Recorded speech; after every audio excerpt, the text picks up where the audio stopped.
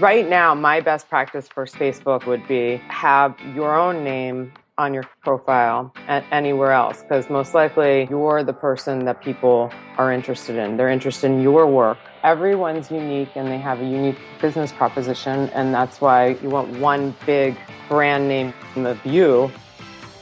Let's go! Hello and welcome to the Brand New You Show, the podcast dedicated to helping you build your brand. We meet here each week to learn how building your brand can help you grow your influence, amplify your reputation, and ultimately impact your career.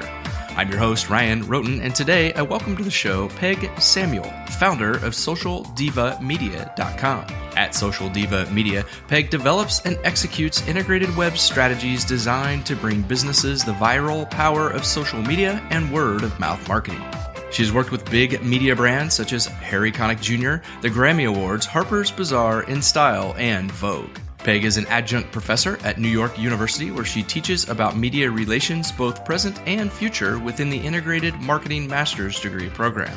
Peg is also a speaker, music producer, and author of 2 books, How to Be a Social Diva, and her most recent book, Facebook Marketing Like I'm 5, which is what we will be spending most of our time talking about today. Peg, it is my pleasure to welcome you to the Brand New You Show. Hi, thank you for having me. No problem. And before we get started, I want to pass along a word of thanks to your co-author and guest of the show on episode 10, Matthew Kapala, for introducing the two of us so that we could make this interview happen today. Yeah, totally. Thank you, Matt, when you're listening. I am always impressed with Matt's network, and just the amount of people that he knows still amazes me. Yeah, totally. Well, he's out there and he's everywhere. So I can just imagine, because like anytime I'm out and about, I meet a lot of people. And so it's really fun. It's fun when our circles, totally cross as well.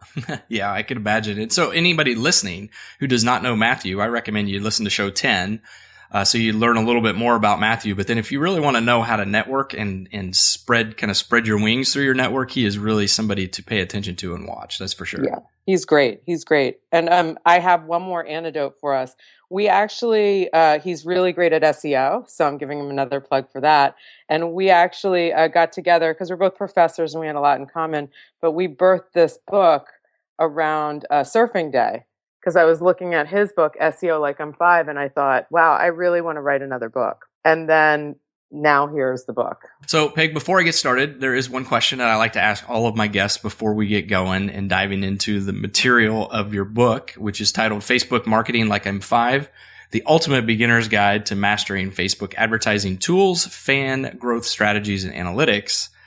What I really want to know right now is, if you could vacation in only one place for the rest of your vacation days, where would you go? This is such a stumper. I can't believe it.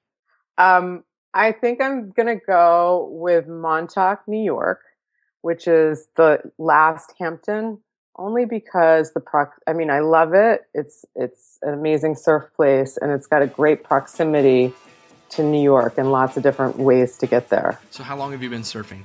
I think it's been about 4 or 5 years now. I really love it. Is it difficult? Is it difficult to learn? It's something I've always wanted to try. It is, with the right instructor and the right equipment and the right conditions, it is really fun and it's doable. For me, I am a yogi, so I have the balance part and I can listen and do little different things. And I love the water. And so for me, it was great to learn. But every time even going out, it can be a challenge or it could be awesome. It's different. Conditions are different all the time. They can change within the hour, but it's really exhilarating and like worth it. Yeah, conditions changing within the hour. That sounds like Facebook sometimes. Yes.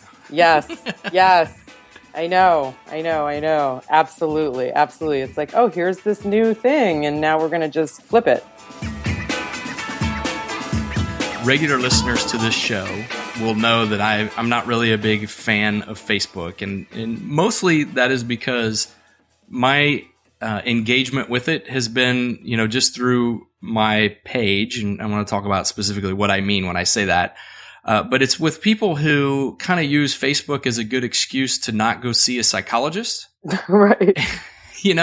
and I don't really enjoy, posts about the divorce that somebody's going through and the feelings that they're having. And, to me, that's all stuff that you may have it, but maybe it is the place to do it, but I don't want to see it there. And so that's why I kind of have an adverse reaction to it. Mm-hmm. However, I've had more than a few guests on the show now, including most recently Katrina Collier and Audra Knight, who both have started me thinking that I may be missing the boat by not participating more on Facebook. So I want to embrace the platform, but I wanted you to know that because I'm going to ask you some very basic questions to get us started today, all of which are covered in your book. So what I want to start with is, just like any other social media platform, Facebook has its own terminology, its own vernacular. And I have always heard about this thing that's called a wall. Usually it's under the context of somebody posted on my wall.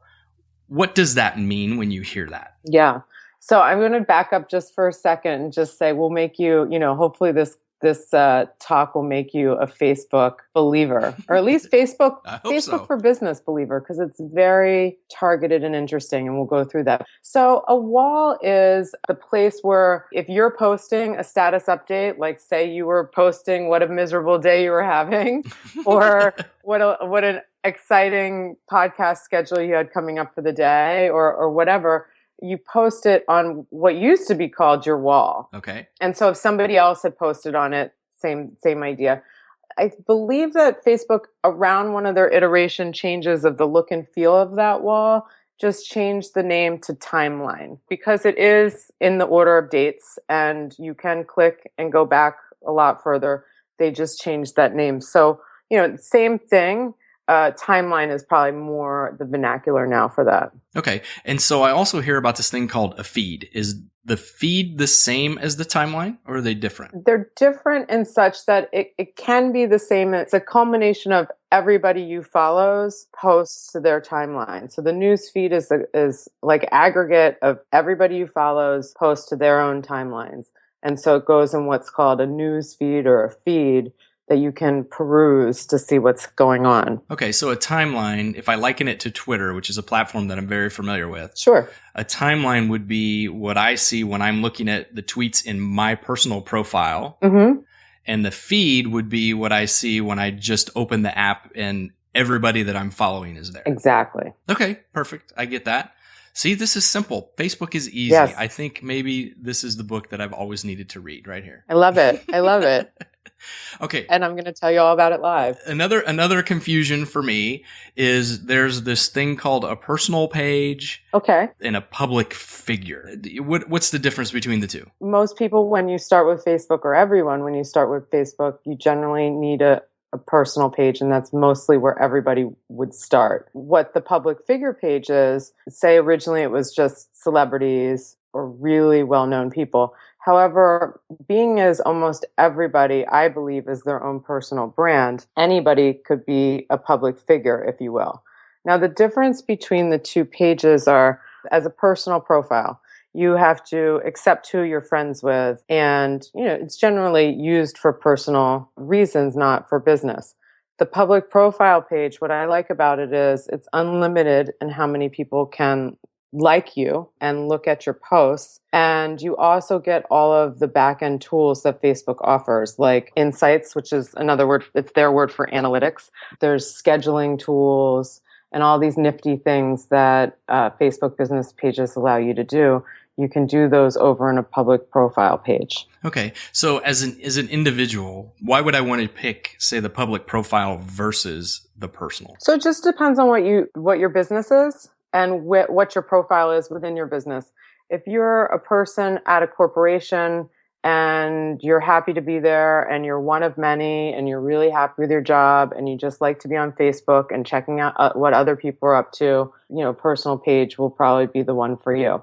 If you're a person that's more out there in the public eye, building a personal brand for yourself, say you're an author, like yourself, you're doing these podcasts, those kinds of things, then the public page will work well. Now, what is a public figure? Is that defined somewhere in Facebook? I mean, can anybody just get a public figure page? Yeah, anybody can do that. And where it comes into play, you can also do something, and this is how we'll relate it back to Twitter. You know how you can get that blue check mark as verified? Yes. So you can also do that in the Facebook environment as well. And the particulars around that is just having some specific documents together that would provide that you're a public figure to a certain company or to a brand of a certain ilk or something like that. But you can pretty much make the public figure page at any juncture in your career and what you're doing because you're deeming that you're that. You know, we work with all kinds of people, from authors to healers to CEOs. So, you know, Facebook lets us utilize that. And then ideally, whoever's interested in the public figure and who they are would like them. Okay. And then is there a difference between the public figure page and a business page? In terms of the back end and the nitty gritty tasks around it, no, they're very much similar. And that's why we like at my company the public figure page, because there's so many robust tools for businesses. A business page is just different in the fact that it's a business brand and you'll categorize it differently for your business. And I feel, this is my opinion, that business pages, if you're just starting out, you have a longer road ahead of you to market versus a public profile page. Shall you already be somebody that has a following? Let's assume for a minute then that, say, I've got a personal page and I want to make a profile page, or maybe I want to make a business page. Is there a way that you can merge the two into one if you already have one of each? Yeah, that's a great question. So Facebook does allow you to merge pages that have like titles. So right now, my best practice for, say, an author would be have your own name on your Facebook profile and anywhere else, because most likely you'll write another book and you're the person that people are interested in. They're interested in your work. So it's not each book do you want to market separately. You want one big brand name of you. Way back when on my first book, I had its own separate page, and it was very easy to merge it with my business page because they're very similar names. So it was just steps on the back end to make that happen. So you can definitely merge for businesses. So if you have a personal page, and say this happened to a lot of my friends, and some of my friends, this was before you could merge and flip pages and everything, they would use their personal pages as business pages. And a lot of people do this still today. There's like this interesting fear about not wanting to make a change. And, people don't like change. But now what you can do with your personal page is, say you're using your personal page for business really almost always, and you're like, these people are really engaged and I don't want to lose them, and this is my people and this is business and all of those reasons. Like, I hear them every day.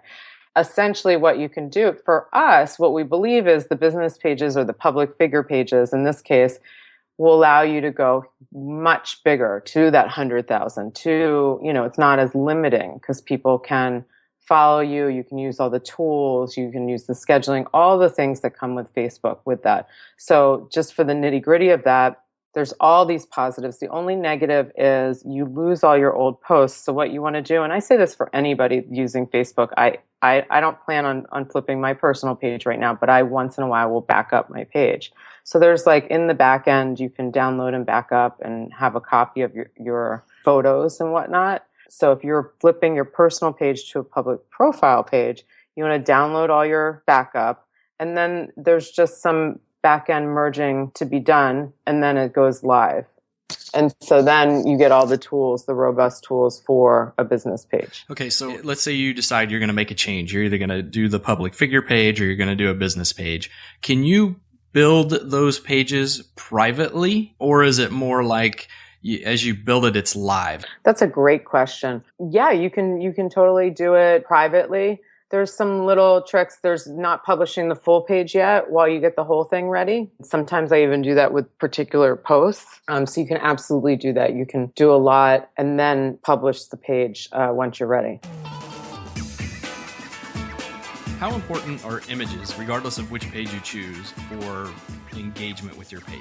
Extremely important. Facebook has an algorithm on the back end that lets Facebook know how interested is anybody in given posts, and then it serves you more of. If you just think about it this way, say on your personal page, say you start liking one of your friends' baby pictures, and you've done it like 4 days in a row, and you may be friends with, say, 3,000 people.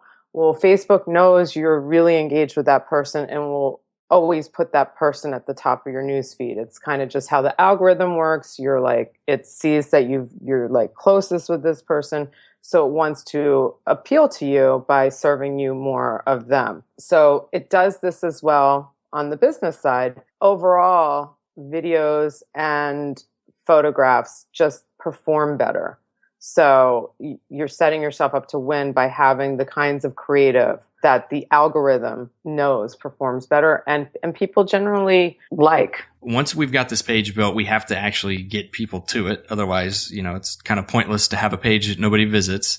And in the book, you talk about 4 pillars of building a Facebook strategy, including things like promoting and utilizing your page, targeting your market, advertising, promoting, and content. Which content or what types of content should people post? I kind of look at content as falling under 3 big buckets. There's written content, audio content, and video. So what do you recommend when somebody's getting started, either with their public figure or their business page? Which one should they start with? This is a great question, and I'm glad you went right to content first, because the other things I feel like are just things you can do on top of your content. So the point of Facebook and the page is to have people be interested in your brand. It's not so you can just be a big advertisement for your brand in terms of your content. It would be like if somebody came to your website and you just had all offers all the time and no value. The thought around the Facebook business page or your public profile page or anything you're doing, you think about, I was even talking to somebody last night about this. They said, I'd like to make more money in 2016 and I want to provide massive value. Right? So it's like, yeah, he's got it. If you're not providing the value, why would you then expect anything in return, whether it's money or eyeballs or likes or anything like that? So the idea is, everyone's unique and they have a unique business proposition, and that's why, you're doing your thing. So the idea is, how do you translate that into content that's of value to your target market? And is there a particular form of content that you see does particularly well on Facebook? I know they've been pushing video a lot lately. Yeah. Yeah. And that's the thing. It goes kind of back to the algorithms a little. And then it's like, playing with it. So playing with it, I mean, coming up with this really strong, valuable content for your target market. And then there's some analytics that you can take a look at to see how things are doing. But video and photos are weight heavier. My opinion, too, is it, of course, depends on your target market and what you're trying to say, but keeping videos extremely short. Another prediction I have is just storytelling. It's like, what is the story? Like, can you put a story around your business? Because again, it has to be compelling. It can't be just offers. Let's assume that we're creating some good content for our target market. It includes video, maybe images, and we've got a story to tell. If I put a post out on my public figure or my business page, does everybody see it? No. So there'll be a certain amount of people that like your page, so they all have the potential to see it. The other thing that's cool is if anybody interacts with a given post, then it goes into the newsfeed we were talking about, and then all of their friends potentially see it. You've said the word potentially twice now. Why doesn't everybody see it? I'll circle back to that. I'm not avoiding that question. I just want to make sure I'm really clear. It's social media. It's a two-way conversation. If anybody posts something that's compelling, and then one of their fans comment on it, a lot of times I see no comment back from the brand or public figure. And right there is the option for free marketing. So engaging with the people that are engaging with your posts makes the post go back through the news feed again. It's not like Twitter where it's a one and done. It could be like, say, a retweet, right? Where it has the potential to go back through the news feed. Got it. So just so I'm clear, if you put a post out and I make a comment on that post, that comment goes into my feed as well, so more people could potentially see it. Correct. And then if I then comment to you, not only is that what you should do because it's social media and then you'd be psyched and have more affinity around me or my brand, but now it goes back into the news feed and more people have the potential to see it. So if you have now done a post that people are interested in, it's like writing them and getting engaging with them. That's what you want. You don't want to just be a post machine. So if we don't want to be a post machine, how often do you think we should post? So it really depends on what the volume is around the page and what you have to say. I'm always for less is more, however, being consistent when you're starting out. So if you're starting out, maybe just think, are there 3 interesting things I can say this week versus trying to say 7 things of lesser value? If something big is happening and there's a reason to be there more, then be there more. It really depends on the business and person and what's going on themselves for how many. When you do post, whether it's 3 times a week or 7 times a week, if you have that much value to add, would you recommend always using a picture or some type of rich media in your post as well, or just text? Yeah, I mean, I mostly would say use some sort of picture if possible. The visuals, people, it's like a, picture's worth 1,000 words, that kind of thing. It's Facebook algorithm weighs it heavier. It catches people's eye more. Usually if I'm only doing text, it's almost never anymore, but it might be a question just to test it and see what happens. Do a mixture and see what works. Because again, there's the Facebook insights to see how each post is doing on the back end. And when you have your own page, you can kind of see it just on the front page. They've brought the stats out like that. But the nice thing about insights is you can, go back and look at all of the posts at one time. Okay. You're turning me around here. I did not know that if you posted something and someone engaged that it goes in their feed too, because I could very easily see how that could exponentially increase the visibility of that post. So now I'm thinking if I want to reach a greater audience with the podcast, one way I could do that is to post about each episode and then hopefully people engage with it. But there is this thing that I know that I have seen when I have posted a little button. I think it's on the bottom right that says boost. Yeah. What does if I click that button boost, what does boosting a post mean? And one more tip I want to give you. If you're posting something about your podcast, clearly you have guests like myself. So you would want to tag us in the post. And most likely we're going to engage with that post because now you've tagged me in something of value to me. Sometimes people tag me in things that it's like, this is this spam? What is this? But if you're tagging the other person in something that's a value, like this interview, then most likely I'll interact with the post as well. And then it'll go through my news feed and then yours again as well. Okay. So, I mean, Facebook acts very much like Twitter with tweets and retweets and stuff in that regard. Exactly. I'm glad you did that analogy on the other thing because then I was able to pull that together with this as well. Exactly. People are retweeting, it goes back. And that was when I said potentially. There's 2 things to that. Potentially, number 1 is, your tweet stream is so cluttered, you may not see every tweet just because it's going through it. And I feel like the same with the timeline. It's a little bit slower. You can glance and maybe see, but it's the same idea. It doesn't mean you're going to see all my 3,000 friends may see your post. It's just like maybe not, but it's there, just like a retweet.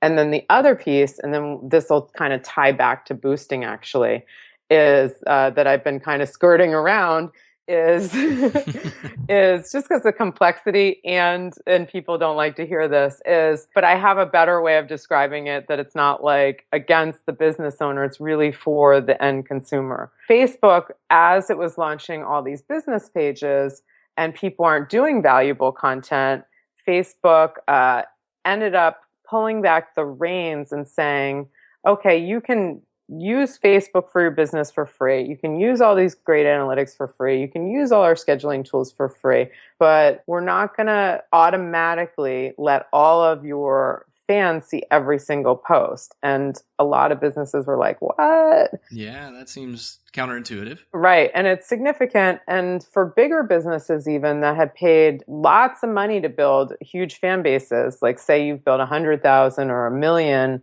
and only 1% to 2% see any given post, it's going to upset you, and there's a cost around it. The idea behind it was that Facebook is for the end user and wanted to keep, these billions of people happy.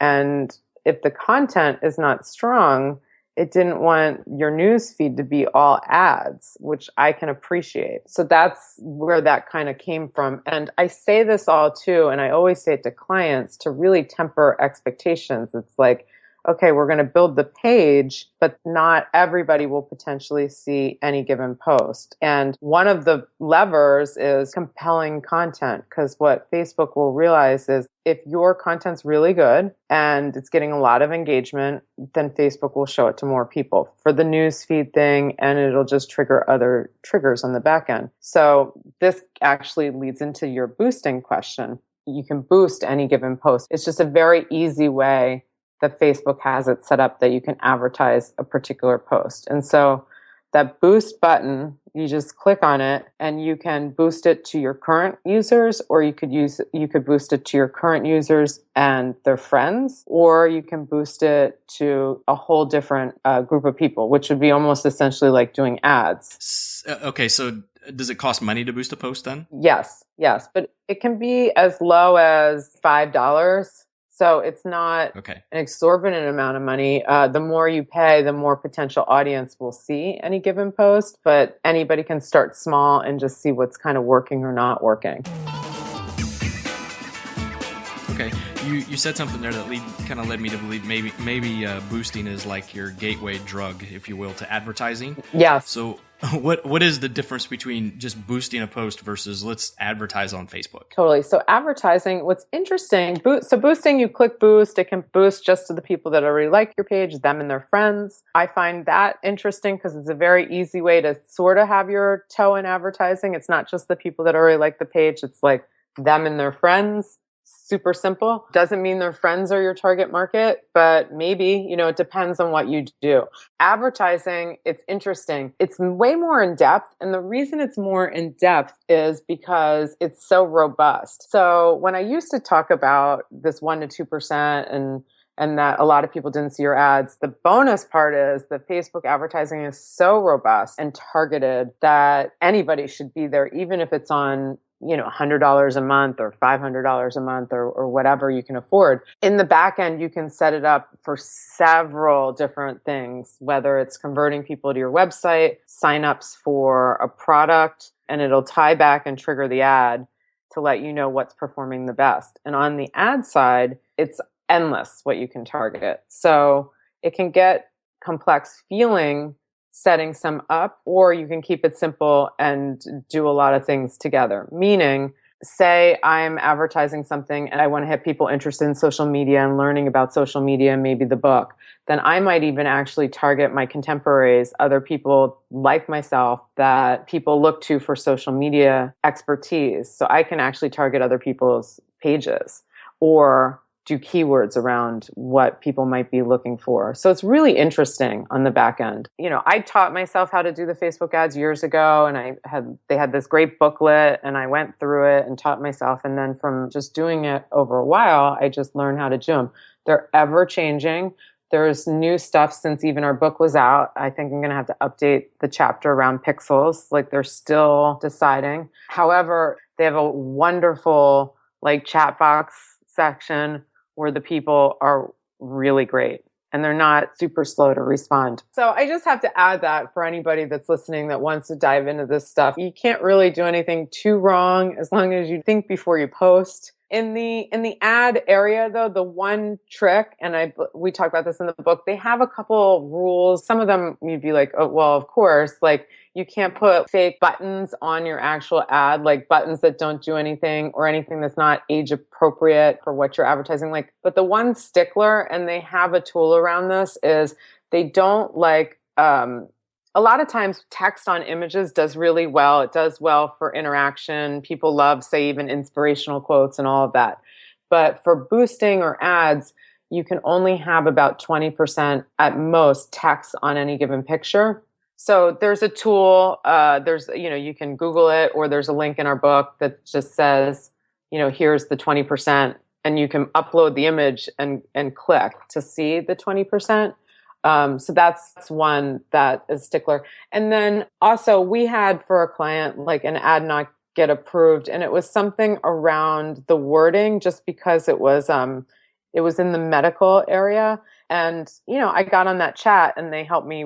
I didn't know that was what was wrong with it. We were perplexed. So I got on the chat and then they just helped me reword it. They were like, you can't say this, but you could say it like this. So I was like, great. And then we were set. Cool. Yeah. And that tool that you mentioned that's in your book is called Text Overlay. Yes. So as you were talking there, you mentioned something that I've heard a lot, and it's confusing to me.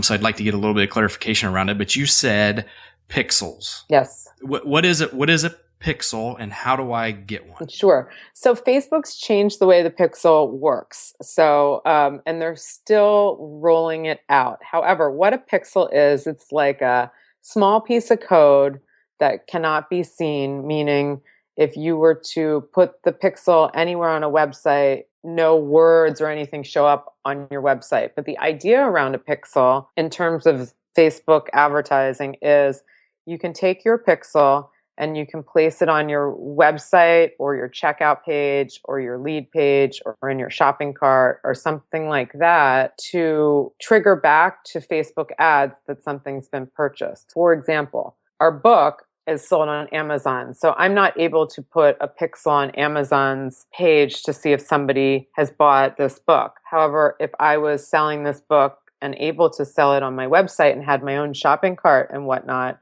I would be able to put a pixel on the thank you page. And what happens is when somebody say buy something or say they sign up for your course and it's something that you can implement the pixel yourself, you put it on the page that's the thank you page, like thank you for purchasing, thank you for signing up. If you drop the pixel in there, what happens is the pixel will fire off when the action has been taken, and then it'll go back to Facebook and say, someone from this ad set bought or signed up. The idea is to make your ad sets, and that's where I'm talking about being really targeted. I can target other people, I can target keywords, I could target Matt's page, I could target your page. And the idea is to make separate ad sets so that way I could see which particular ad set might be doing best. So are keywords doing best for me in terms of sales or signups? What is that? And then after that is the actual ads. Did I hear you correctly? You can use a pixel for email signups as well? Yeah. So the pixel, it just depends on how you're doing it. So for me, I was doing free webinars, and for somebody to sign up for the webinar, then they give us their email to sign up, and then once they hit enter, it shoots back. You can do the same thing as long as it's just at the thank you page. At the thank you page level, if you have control over that on your side, that's where you can have the pixel shoot back. All right, we'll talk about a fictitious campaign here for the last few minutes. Let's assume that I went to Teespring and I created a T-shirt that I want to, that obviously I want people to buy. Sure. So I go in and can I do an advertising campaign regardless of the type of page I have? So if it's a personal page, public, profile, or biz, does it matter? Can I do it for any three, or can I only do it for say one or two of them? You can't do ads around your personal page, so it's just any kind of business page. So that's kind of the reason why to migrate to a business page. Okay, so it has to be a business page, not a public figure. Well, public figure as well. Okay, all right, Got it. Okay, so I want to create this campaign. I go back into the system, and so I choose that because I want people to go to a specific website, right? Mm-hmm. So I go in, I select this is the site I want you to go to, and then as you've mentioned, I can pick out details and my audience. What kind of budget do you recommend people look at when they're wanting to do some type of campaign? I'm just throwing out a Teespring, but if I said $25 is all I want to do, is that even going to be beneficial to me? Right. I like to test within the $250 range because also depending on the targeting, you need a couple days data to see what's doing best. What I like to do is set up those ad campaigns, like we were saying, targeting different people or pages or whatnot, and doing several of them. And then on top of that, running several different kinds of creatives, but potentially keeping, say, the copy the same. because you don't want too many variables in your whole system. And then I like to kind of launch it almost at the minimum, whether it's sometimes Facebook will tell me it's like $5 a day minimum for an ad set, or sometimes it's told me $7.50 or $7. So per day, per the ad set, right? So it could add up if you're not just doing one ad set. So then after 2 or so days, I like to look back and see like what's performing better than something else. So for example, I have a client right now where one ad set's maybe around 50 cents a click through, and the other ad set's more like $1. So the idea would be, well, if we're getting clicks or customers for 50 cents per, then let's like shut off everything that's $1 or more, or 75 cents or more, and just spend more money towards the volume. So even if your budget is $250, over the first few days, it's spread out around a lot of different ad sets and ads. But then as you optimize towards what's working, you'll have higher volume on the ones that are performing best. Does that make sense? Yeah, it does. So if we stick with the Teespring campaign, you mentioned keep the copy the same. Mm-hmm. So we don't change the words, but maybe we show a black T-shirt on one picture and a red T-shirt on another and a gray on a third. And then you put all of those out, and then you monitor on the back end through insights which one performs better. And if the red one is, say, really killing it and the other two are not, you can shut off the dollars being spent on the other two and focus them all towards the red one. Right. Exactly. And then you know that red that's the particular ad that people like for that. And then if you want, you can test copy on the others, or just stick with the fact that, okay, this red one's doing really well. And know that there's probably like a bell curve around things. Like it'll probably do really well for a month, and then you want to be ready with something else. So there might be some ad fatigue. So it's just a matter of having fresh creative. I do think you're turning me around on Facebook here. I'm starting to see the value in why, especially the reach with the amount of potential. Look, there, I just used the word you were using earlier. The amount of potential reach that you have available to you with it. But I think the important thing is in order to advertise on Facebook, you have to have that public figure or the business account. Right.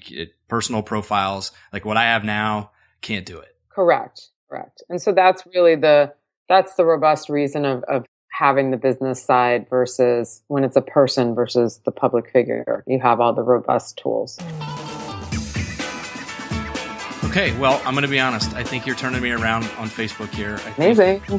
I think a public figure profile is in my future, assuming that I can do it. And I know going through your book, you have step-by-step guides on how to do that. I mean, even with screenshots and arrows, it says push this button, step 1, push this button, step 2. So it's very well done from that standpoint. Thank you. I want to take a few minutes here before we wrap up and talk about your company, Social Diva Media. You've worked with some pretty interesting and high-profile brands like Harry Connick Jr. and the Grammy Awards, for example. Yeah. So can you tell us just a little bit about Social Diva Media? Yeah, for sure. And it's so fun. Like even when you were saying my bio in the beginning, I'm like, wow, that is me. It's so incredible. When you're doing the work, it is exciting. And it's really fun to be involved with big projects because essentially, all that learning can translate into lots of things. But yeah, Social Diva Media, we're a boutique agency in New York City. And we work on many different clients, and it can be like day-to-day activation, meaning like helping people with their content and everything, to strategy and training. And then sometimes these real fun executions of campaigns. So really what is most exciting to me these days is if any brand or individual has some sort of like give back within what they're doing, or can we make that within their brand? All that sounds high level, but essentially, what we like to do day in and day out is just help brands and branded individuals, get their story out best through social media channels. And how I differentiate myself as a business is, of course we know Facebook and Twitter and Periscope and Instagram and so on and so on and so on. But what I like to do is really understand a business and their business objectives, and then back into how social media will work for them with those.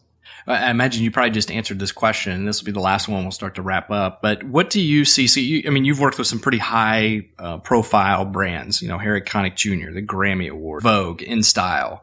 Where do you see your clients or potential clients struggle the most? What do you see them struggle the most with when it comes to social media? Sure. I think, and this is great because I tell this to people even when it's like a Like I'm 5 class, is resources. It's really around resources. A huge brand may not have enough resources for social media. A small brand or an individual doesn't have enough resources for this. So essentially, social media, everybody that comes to us knows it's important. Also it's the expertise level. Like, am I doing it right? Because nobody wants to waste their time because it's a resources thing. So essentially that's generally the pain point is social media this thing can be huge, right? And it could go on every platform, something like, say, the Grammys, right? They want to be on almost every platform there is. So how are we making that happen? How many people do you need to do that effectively versus, say, if it's somebody and it's their day to day, like how many people do they need to run all these platforms? So that's generally a big brand issue and a small brand issue. It's resources. And that's where I come in and say, again, it's like, well, what's the objectives and how can we make that the most effective? Okay, cool. Peg, if people listening are intrigued, they want to learn more, they're the ultimate beginner, and they want to know how to get in touch with you, learn more about your company, or pick up copies of your book, what is the best way for them to do that? They can go to my website, socialdivamedia.com, and there's a contact page there for me. There's even like a free couple page book with some tips. And then we have links to the book. We have links to our online course and everything's there. So socialdivamedia.com. Okay, awesome. And then do you have any final Facebook tips that you want to make sure that someone walks away with today? Yeah. So if there's one big takeaway out of the book that you want to make sure everybody knows, what would it be? Yeah, engage with people. It's not set it and forget it. That's exciting. If people are engaging with your brand, engage. And I say it a couple times. I'm like, it's social media. All right. Well, hey, Peg, thank you very much for your time and sharing your knowledge with us today. I personally have learned a lot, and I believe that soon you will see me come out with this public figure page. Amazing. Because I think it's time for me to up my game on Facebook. I love it.